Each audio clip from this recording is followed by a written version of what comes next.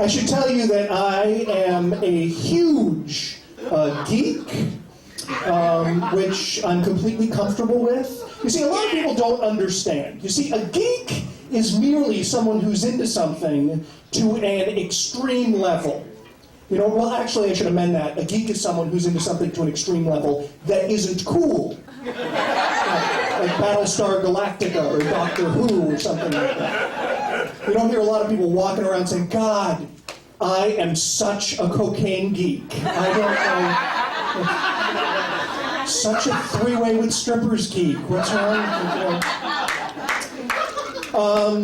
So being a geek, I, of course, have a blog on the internet where I write about all kinds of geeky stuff. And in the comments section of my blog, other geeks have to disagree with whatever I'm saying.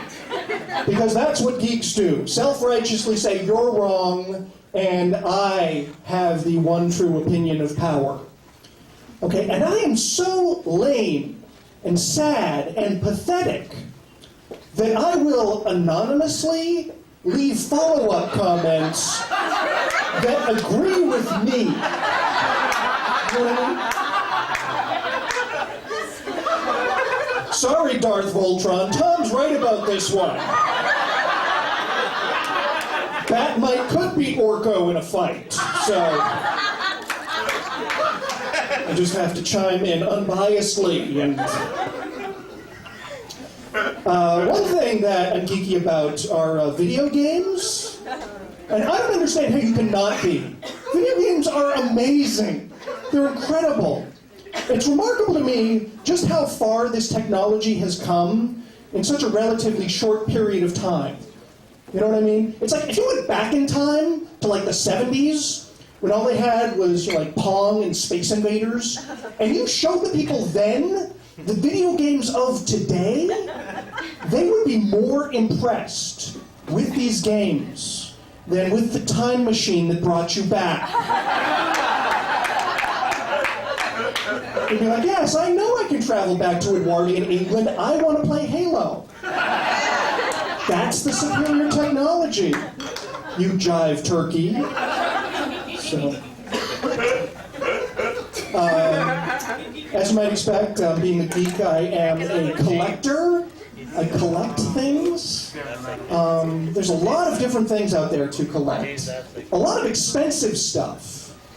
And, you know, if you think about it, anything in the world that's valuable has become that way for one reason and one reason only.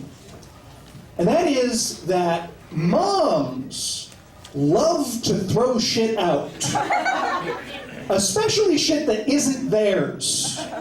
It's not like there are only 5 mint copies of Action Comics #1 left in the world because mothers respect their kids' property. Once a woman gives birth, something happens to her, and all of a sudden toys, comic books, Gutenberg Bibles, Monet paintings, they all just become clutter.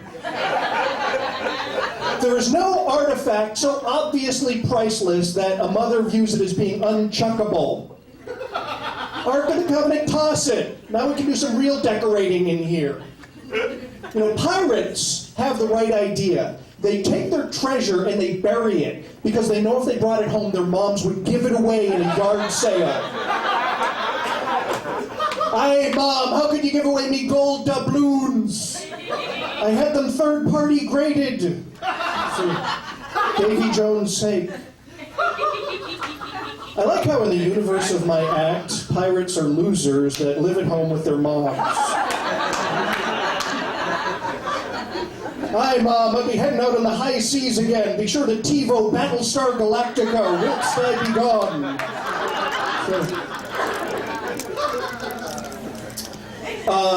As you might expect, I am a big Star Wars fan. I love the Star Wars.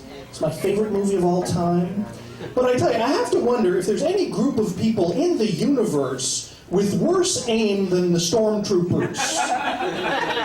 You know what I mean? They can't hit anything. R2-D2, C-3PO walk down a hallway, 75 stormtrooper laser blast shoot past them, not one of them comes close to connecting. Well, I don't know what the marksmanship exams are like at the Empire Academy. These guys ain't exactly Annie Oakley over it. The only target big enough for the Empire to hit throughout the entire movie? A planet. That's how big the bullseye has to be. Okay. But as horrible as the aim of the stormtroopers is, there's a scene in the movie where Luke and Obi-Wan come across some flaming ruins, okay, that Luke thinks was caused by the Sand People. Obi-Wan corrects him. He goes, no, wait a second here. Look at these blast marks. Far too precise for Sand People. Only Imperial stormtroopers could be so accurate. Excuse me, how bad is the aim of the Sand People that in comparison to the stormtroopers, I think so precise. As I said, I am married, and the thing about marriage is whenever you're with the same partner for an extended period of time, the sex definitely becomes less exciting. And the way that people say to spice things up in the bedroom is through role-playing. And, I'm sorry, I've always thought that role-playing is stupid. Really dumb. But finally, I figure, what the hell? I'll give role-playing a shot. So my wife and I are in this orc dungeon.